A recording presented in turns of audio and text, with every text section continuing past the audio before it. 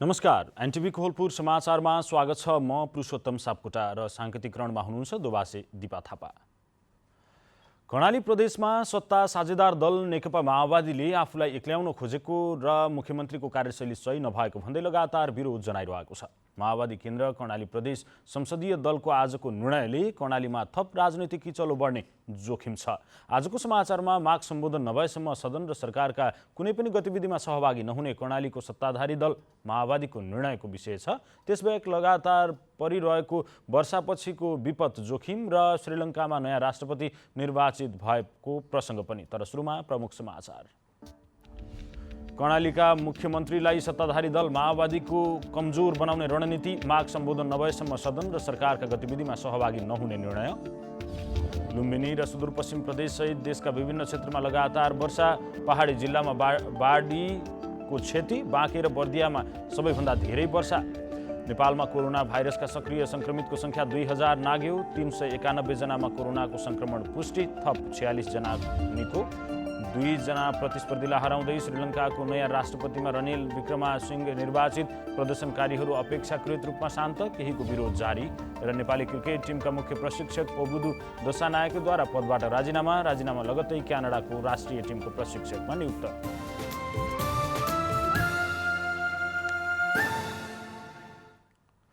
समाचार अब विस्तारमा।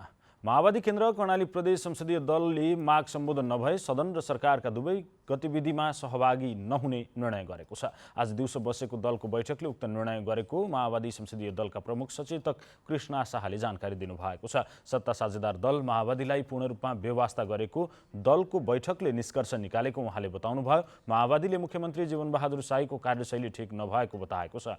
सचेतक शाहका अनुसार सत्ता साझेदार दलहरूसँग आफूहरूले उठाएका विषयमा छलफल गर्न दलका नेता तथा पूर्व मुख्यमन्त्री महेन्द्र बहादुर शाहीलाई जिम्मेवारी दिने निर्णय गरिएको समेत बताउनुभयो। उहाँले सभामुखको भूमिका समेत निष्पक्ष नभएको बताउनुभयो। माओवादीले शहीद स्मृति भत्ता, घाइते अपाङ्गताका लागि जीवन निर्वाह भत्ताको व्यवस्था गरेको योजना वर्तमान सरकारले कार्यान्वयन नगरी बजेट फ्रिज गराएको, सरकारकै कारण माओवादी केन्द्रको भागमा परेको अर्थ तथा प्राकृतिक स्रोत समिति नेतृत्वविहीन बनेको, शान्ति पुनर्स्थापना, सिन्जा सभ्यता संरक्षण, पर्वतीय विश्वविद्यालय, आम सञ्चार विधेयक लगायतका महत्त्वपूर्ण विधेयक पारित हुनुपर्ने अडान राखेको छ। आज सुदूरपश्चिम लुम्बिनी, गण्डकी, बागमती र मध्य प्रदेशका थोरै स्थानमा भारी वर्षा भएको जल तथा मौसम विज्ञान विभागले जनाएको छ। यस्तै आज राति देशभर सामान्यदेखि पूर्ण बदली रहनेछ। केही स्थानमा हल्कादेखि मध्यम वर्षाको सम्भावना छ।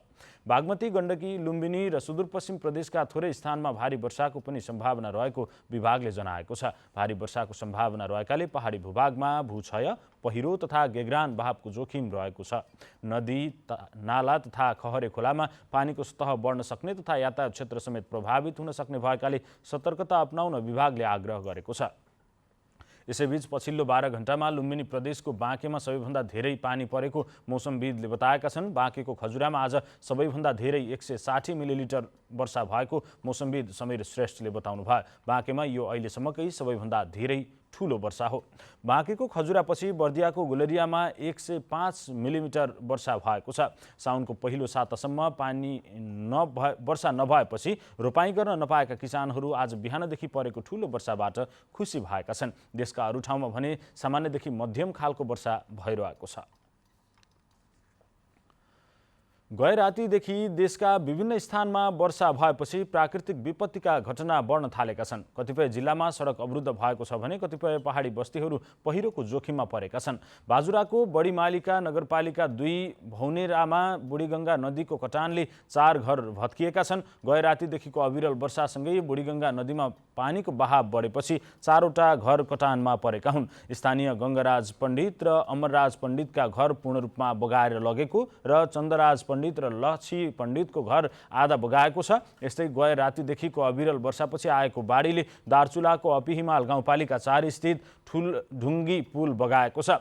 यता बजाङमा सेती नदीले सडक कटान गरेपछि यातायात सेवा बन्द भएको छ। नदीमा पानीको बहाव बढेपछि सदरमुकाम चैनपुर जोड्ने सडक कटान हुन थालेको हो। नदीको पानीले जय पृथ्वी राजमार्ग अन्तर्गत जाले बगरमा सडक कटान गरेपछि यातायात बन्द भएको छ। जिल्ला प्रहरी कार्यालय बझाङका प्रहरी नायब उपरीक्षक ज्ञानबहादुर विष्टका अनुसार सेतीको बाढीले जाले बगरमा सडक कटान भइरहेको छ।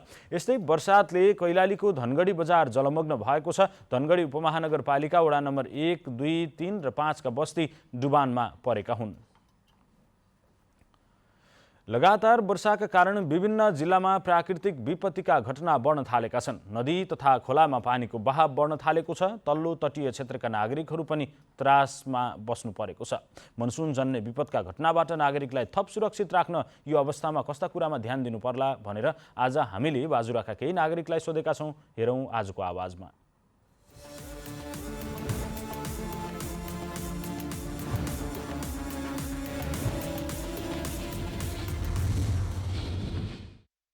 अनि केही बस्ती विस्तार गर्नुपर्ने हो कि कहीँ कुनै जाली हालिदिनु पर्ने हो कि तटबन्धन गरिदिनु पर्ने हो कि कुनै ठाउँ सिमेन्टेड वाल हालिदिनु पर्ने हो कि अनि त्यो गरिदिए राम्रो हुन्थ्यो।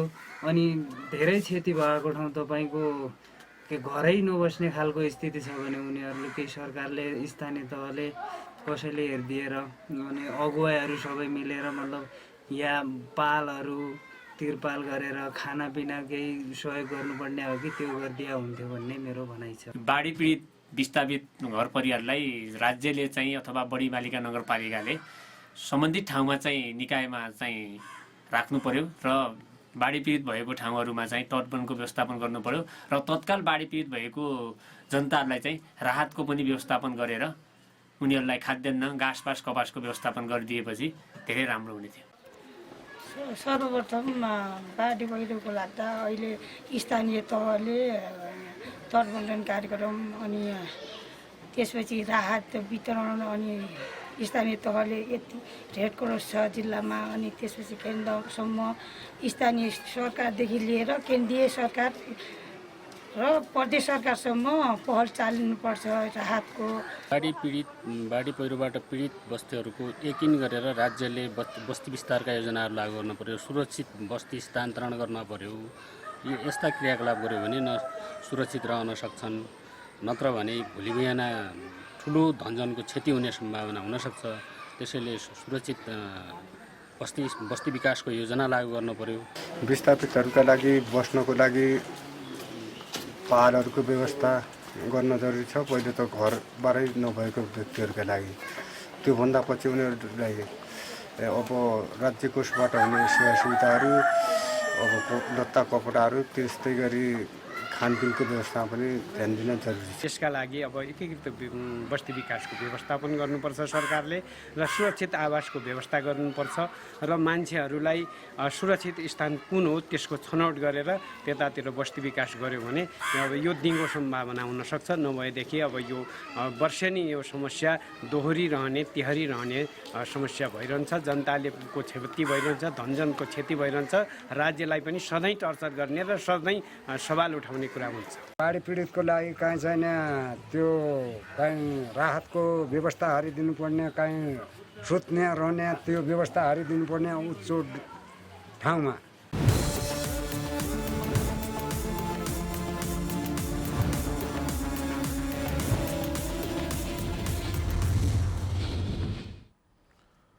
बाढी प्रकोपबाट हुने क्षति न्यूनीकरणसँगै रोकथाम र नियन्त्रणका लागि कञ्चनपुरमा विपद पूर्व तयारी छलफल गरिएको छ। सबै पालिकाका प्रमुखहरू, विभिन्न सङ्घ संस्था र सरकारवालाहरूको सहभागितामा जिल्ला प्रशासन कार्यालयमा बसेको बैठकमा बाढीले हुने धनजनको क्षति रोक्न र प्रभावित क्षेत्रमा कसरी काम गर्ने भन्ने विषयमा छलफल भएको थियो। साथै बैठकले विपद पूर्व कार्य योजना अद्यावधिक समेत गरेको छ। अन्य वर्षको तुलनामा यो वर्ष बढी पानी पर्ने अनुमान गरिए अनुरूप त्यसको रोकथाम र नियन्त्रण तथा विपद पछिको खोज उद्धार र राहतलाई कसरी प्रभावकारी बनाउने भन्ने विषयमा छलफल गरिएको थियो। सहभागीहरूले विपद आउनु पूर्व नै पूर्व तयारी गर्नुपर्ने तथा सूचना प्रणालीलाई प्रभावकारी बनाउनु पर्ने र क्षति न्यूनीकरणमा ध्यान दिनुपर्नेमा जोड दिएका थिए। समाचारको क्रम जारी नै छ। अहिलेलाई एकैछिनको विश्राम।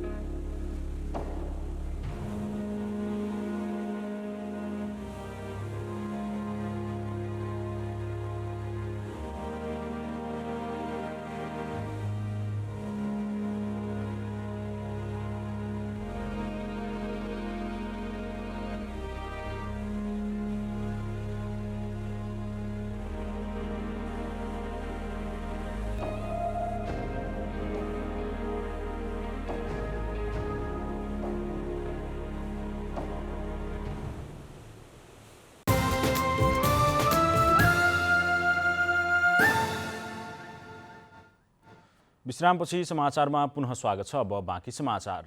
नेपालमा कोरोना भाइरसका सक्रिय संक्रमितको संख्या 2000 नागेको छ। आज थप 391 जनामा कोरोना भाइरसको संक्रमण पुष्टि भएसँगै सक्रिय संक्रमितको संख्या 2276 पुगेको हो।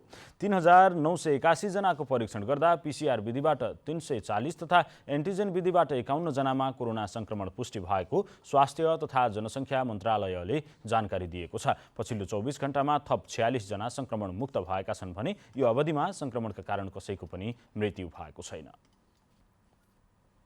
दाङ स्थित लमही नगर विकास समितिले मृगौलाको डायलाइसिस सेवा सञ्चालनका लागि थप कोठा तत्कालका लागि उपलब्ध गराउन नसक्ने बताएको छ। नगर विकास समितिका अध्यक्ष जोगराज चौधरीले गौतम बुद्ध सामुदायिक अस्पताललाई डायलाइसिस सञ्चालन गर्न उपलब्ध गराइएको भवनभित्र रहेको कोठा तत्कालका लागि दिन नसकिने जानकारी दिनुभएको हो। अस्पताल सञ्चालक शिवा शर्माले भवन निर्माणको क्रममा खर्च भएको लगानी मुआब्जाको रूपमा पाउनुपर्ने माग गर्दै सर्वोच्चमा दर्ता गर्नुभएको मुद्दाको किनारा नलाग्दासम्म कोठा दिन नसकिने अध्यक्ष चौधरीले बताउनु भएको छ। नगर विकास समितिले तत्कालको लागि कोठा उपलब्ध गराउन नसक्ने जनाएपछि डायलाइसिस सेवा विस्तारमा समस्या थपिएको रोटरी क्लब अफ लमहीका अध्यक्ष वसन्त भण्डारीले बताउनु भएको छ।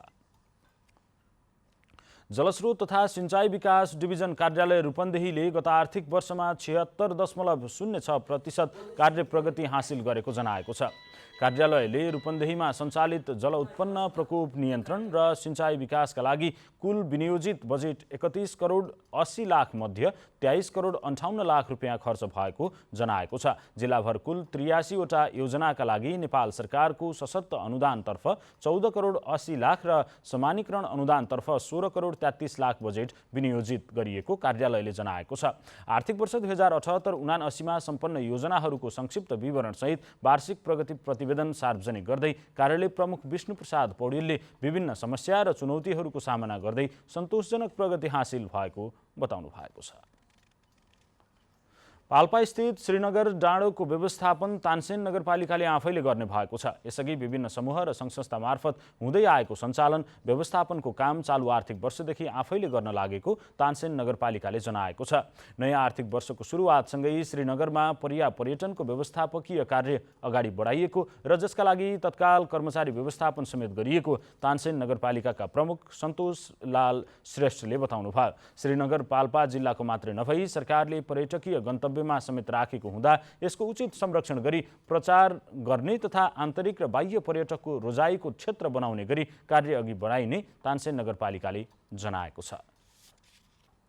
डोटीमा परम्परागत खेतीका रूपमा रहेको रैथाने बाली कोदो लोप हुँदै गएको छ। डोटीको बडीकेदार गाउँपालिका 5 लानामा कोदो खेती हराउँदै गएको हो।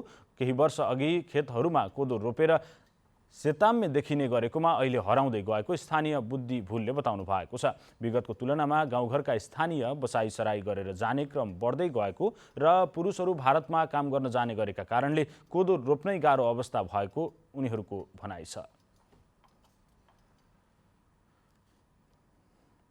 जिल्ला प्रशासन कार्यालय सुर्खेत नेतृत्वको बजार अनुगमन टोलीले अवैध रूपमा भित्र्याइएको माछा वीरेन्द्रनगरबाट जफत गरेको छ। प्रशासन कार्यालयलाई अवैध रूपले भित्र्याइएको प्रतिबन्धित मङ्गुर माछाको बिक्री वितरण भइरहेको सूचना पाए लगत्तै बजार अनुगमन टोलीले स्थानीय हटिया लाइन चोक र मङ्गलगढी चोकबाट 210 किलोग्राम माछा नियन्त्रणमा लिएर नष्ट गरेको जिल्ला प्रशासन कार्यालयका प्रशासकीय अधिकृत सूर्यबहादुर थापाले बताउनु भएको छ। सुर्खेतमा उक्त माछाको बिक्री वितरणमा प्रतिबन्ध लगाइएको छ।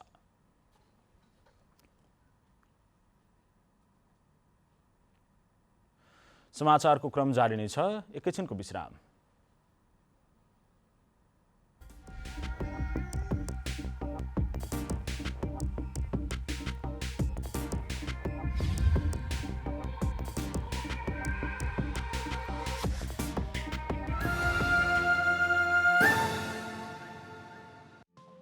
केही नयाँ केही फरक।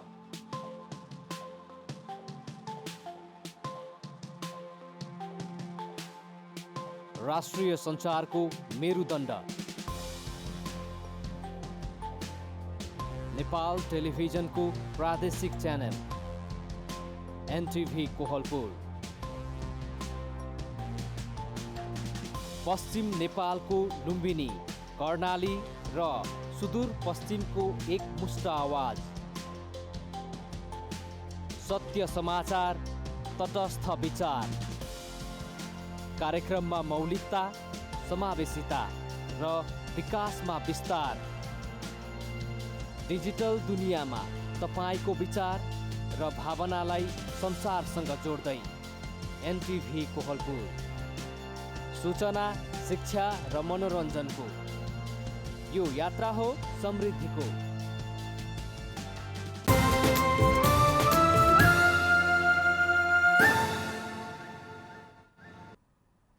तपाईँ एनटिभी कोहलपुर हेर्दै हुनुहुन्छ। अब बाँकी समाचार। अधिकांश युवा जनशक्ति रोजगारीका लागि विदेशतिर लम्किरहेका छन्। स्वदेशमै सपना देख्ने र सफल हुनेको संख्या एकदमै न्यून छ। तर सुर्खेत स्थित वीरेन्द्रनगरका दिपेन्द्र कार्की भने स्वदेशमै उदाहरणीय कृषि उद्यमी बन्नु भएको छ। वीरेन्द्रनगर 9 लाठीकोइलीका दिपेन्द्र कार्की 2067 सालमा सब इन्जिनियर पढ्न चितवन गएपछि पशुपालनबाट सफल भएकाहरूलाई नजिकबाट चिन्न पाउनुभयो। परम्परागत रूपमा बुवा आमाले गर्दै आएको कृषि र पशुपालनलाई व्यवस्थित र व्यावसायिक ढङ्गले अगाडि बढाउने अठोटका साथ उहाँले 4वटा गाईबाट गाई पालन व्यवसाय सुरु गर्नुभयो। परिमार्जित गर्दै त्यसलाई अलिकति आधुनिक तरिकाले गाई अथवा भैँसी पाल्ने हो कि तरकारी खेती अलिकति आधुनिक तरिकाले गर्ने हो कि भनेर यो गाई फर्म सञ्चालन गर्ने उद्देश्यका साथ अब त्यहाँको चितवनको पढाइको सकेर म चाहिँ सुर्खेत आफ्नै घर फर्केर चाहिँ यो व्यवसायमा लाग्दै आएको छु। साना किसान सहकारीको सहयोगमा व्यवसायलाई अगाडि बढाउनु भएको उहाँले कृषि व्यवसायको अध्ययनका लागि इजरायल जाने अवसर समेत पाउनुभयो। त्यहाँ पुगेर 12 महिनासम्म गाई सम्बन्धी अध्ययन र गाई फर्ममा समेत काम गर्ने अवसर मिल्यो। अहिले उहाँको फर्ममा 35वटा गाई छन्। दैनिक 180 लिटर दुध बिक्री भइरहेको छ। 11 वर्ष अघि सुरु गरेको गाई फार्म अहिले कोपिला एग्रिकल्चर एन्ड लाइफ स्टक कम्पनीका रूपमा सञ्चालित भई धेरै काम गरिरहेको छ। गाई पालन, तरकारी खेती, त्यसमा पनि प्लास्टिक टनेल अनि केरा खेती कार्यक्रम, भर्मी कम्पोस्ट गणौली मल उत्पादन र माछा पालन गरेर 5वटा क्षेत्रमा काम गरिरहेका छौँ। साना किसान सहकारी संस्थाको ऋणबाट गाई फार्म सुरु गर्नुभएको उहाँले आफ्नै अगुवाईमा सहकारीका अन्य 19 जना सदस्यसहित वीरेन्द्रनगरमा रहेको कोपिला भ्याली स्कुलका शिक्षक र विद्यार्थीका लागि अर्ग्यानिक उत्पादन पुर्याउने जिम्मा समेत पुरा गर्नुभएको छ। नेपाल टेलिभिजनका लागि मान बहादुर ओली, सुर्खेत। अब अन्तर्राष्ट्रिय समाचार।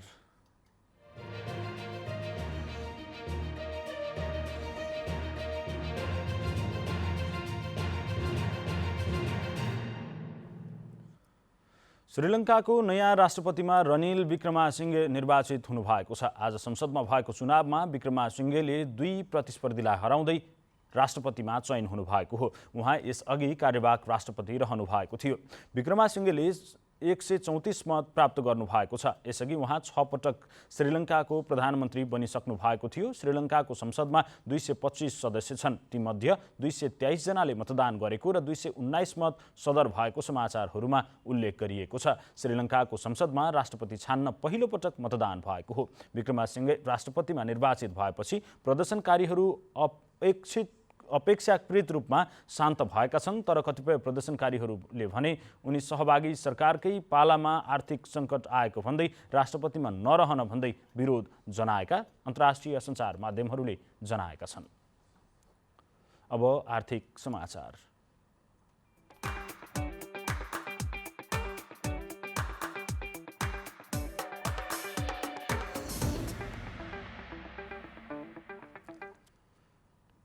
नेपालमा उत्पादित फलामे छड पहिलो पटक भारत निर्यात सुरु भएको छ। रूपन्देहीको रोहिणी गाउँपालिका 3 सिमरहवा स्थित श्री स्टिल्स प्रालीद्वारा उत्पादित फलामे छड पहिलो पटक भारत निकासी भएको हो। प्रति घण्टा 40 टन र दैनिक 800 टन गुणस्तरीय फलामे छड उत्पादन क्षमताको श्री स्टिल्स प्रालीले सरकारले ल्याएको निर्यात नीति अवलम्बन गर्दै पहिलो पटक 35 टन भारत निकासी गरेको हो। स्वदेशी उत्पादनलाई विदेशमा निकासी गर्दा नेपाल सरकारबाट प्राप्त हुने 8% इन्सेन्टिभका कारण आफ्नो उत्पादनलाई भारततर्फ निकासी गर्न प्रोत्साहन मिलेको उल्लेख गर्दै श्री स्टिल्स प्रालीले स्वदेशलाई फलामे छडमा आत्मनिर्भर बनाउँदै निकासी समेत गर्न थालेको जनाएको छ।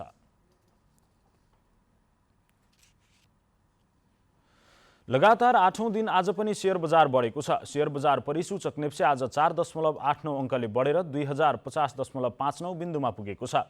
आज विकास बैंक, फाइनान्स, निर्जीवन बीमा, उत्पादन, लघुवित्त, लगानी र म्युचुअल फन्ड समूहको शेयर बढेको छ। बैंकिङ, व्यापार, होटल, जलविद्युत र जीवन बीमा समूहको शेयर भने घटेको छ। आज 215 कम्पनीका 41,33,000 किता शेयर 1 अर्ब 73 करोड 18 लाख रुपियाँमा कारोबार भएका छन्। सबैभन्दा धेरै शिवम सिमेन्टको 16 करोड 42 लाख रुपियाँको शेयर किनबेच भयो। शेयर बढेको दिन मल्टिप्रपोज फाइनान्सको शेयर 5.5% र कर्णाली विकास बैंकको शेयर झन्डै 4.5%ले बढेको छ।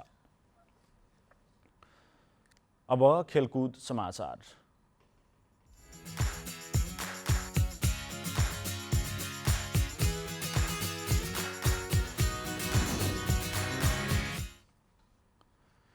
नेपाली राष्ट्रिय क्रिकेट टिमका मुख्य प्रशिक्षक पुबुदु दशानायकेले पदबाट राजीनामा दिनुभएको छ। पुबुदुले व्यक्तिगत कारण देखाउँदै मुख्य प्रशिक्षक पदबाट राजीनामा दिनुभएको हो। आज पत्रकार सम्मेलन गर्दै उहाँले राजीनामा दिँदा दुःख लागेको बताउनुभयो। नेपाली क्रिकेट पहिलेको भन्दा धेरै बदलिएको भन्दै उहाँले आफूले सकेको परिवर्तनको लागि प्रयास गरेको बताउनुभयो। नेपाल क्रिकेट सङ्घ क्यानका क्रिकेट म्यानेजर विनोद दासले पुबुदुले राजीनामा बुझाइसकेको पत्रकार सम्मेलनमा जानकारी गराउनु भएको थियो। दोस्रो पटक नेपाली राष्ट्रिय टिमको मुख्य प्रशिक्षक नियुक्त भएको 8 महिनामै पुबुदुले राजीनामा दिनुभएको हो। क्यानले गत मङ्सिरमा खुला छनौटबाट पुबुदुलाई मुख्य प्रशिक्षक नियुक्त गरेको थियो। उहाँको प्रशिक्षणमा नेपालले पहिलो पटक सन् 2014मा आइसिसी T20 विश्वकप खेलेको थियो। यसैबीच नेपाली राष्ट्रिय क्रिकेट टिमको प्रमुख प्रशिक्षकबाट राजीनामा दिनुभएका पुबुदु दशानायके क्यानाडाको राष्ट्रिय क्रिकेट टिमको प्रमुख प्रशिक्षक नियुक्त हुनुभएको छ। नेपाली टिमबाट राजीनामा दिएको केही बेर पछि नै पुबुदु आफ्नो राष्ट्र क्यानाडाका मुख्य प्रशिक्षक नियुक्त हुनुभएको क्रिकेट क्यानाडाले जनाएको छ। श्रीलङ्कासँगको पहिलो टेस्ट क्रिकेटमा पाकिस्तान 4 विकेटले विजयी भएको छ। गाल्लेकमा घरेलु टोली श्रीलङ्काले दिएको 342 रनको लक्ष्य पाकिस्तानले आज 5औं दिनको खाना समयपछि 6 विकेट गुमाएर भेटायो। पाकिस्तानका लागि अब्दुल्लाह शरीफिकले नट आउट 160 रन बनाउनु भयो। यस्तै कप्तान बाबर आजमले 55 रनको योगदान गर्नुभयो। पाकिस्तानले आफ्नो टेस्ट इतिहासमा दोस्रो सबैभन्दा धेरै रनको लक्ष्य पूरा गर्ने रेकर्ड समेत बनाएको छ। पाकिस्तानले सन् 2015मा श्रीलङ्काले दिएको 377 रनको लक्ष्य पूरा गरेको थियो। दोस्रो पारीमा बलिङतर्फ श्रीलङ्काका प्रभाव जयसूर्याले 4 विकेट लिनुभयो। पहिलो पारीमा 4 रनको अग्रता बनाएको श्रीलङ्का दोस्रो पारीमा 337 रनमा अल आउट भएपछि पाकिस्तानले 342 रनको लक्ष्य पाएको हो। 2वटा टेस्टको श्रृङ्खलाका लागि पाकिस्तान श्रीलङ्का भ्रमणमा रहेको छ। अब मौसम।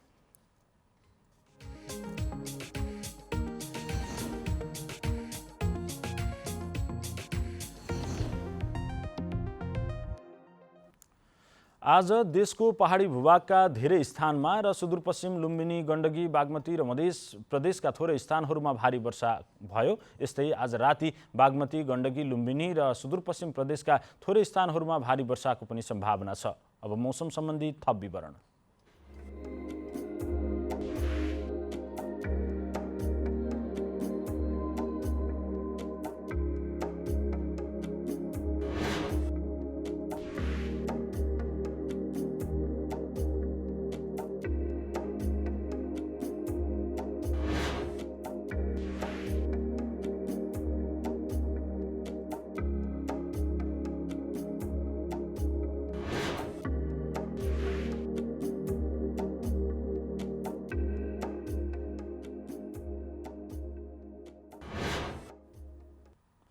समाचारको अन्त्यमा प्रमुख समाचार पुनः एकपटक। कर्णालीका मुख्यमन्त्रीलाई सत्ताधारी दल माओवादीको कमजोर बनाउने रणनीति, माग सम्बोधन नभएसम्म सदन र सरकारका गतिविधिमा सहभागी नहुने निर्णय। लुम्बिनी र सुदूरपश्चिम प्रदेश सहित देशका विभिन्न क्षेत्रमा लगातार वर्षा, पहाडी जिल्लामा बाढीको क्षति, बाँके र बर्दियामा सबैभन्दा धेरै वर्षा। नेपालमा कोरोना भाइरसका सक्रिय संक्रमितको संख्या 2000 नाग्यो। आज 391 जनामा कोरोनाको संक्रमण पुष्टि, थप 46 जना निको भए।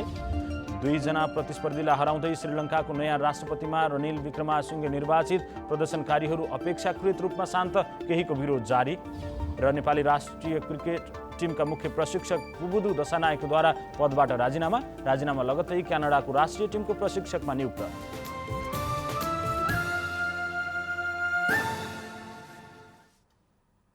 हवस् त अहिलेलाई समाचारको सिलसिला यति नै। बिदा दिनुहोस्। नमस्कार।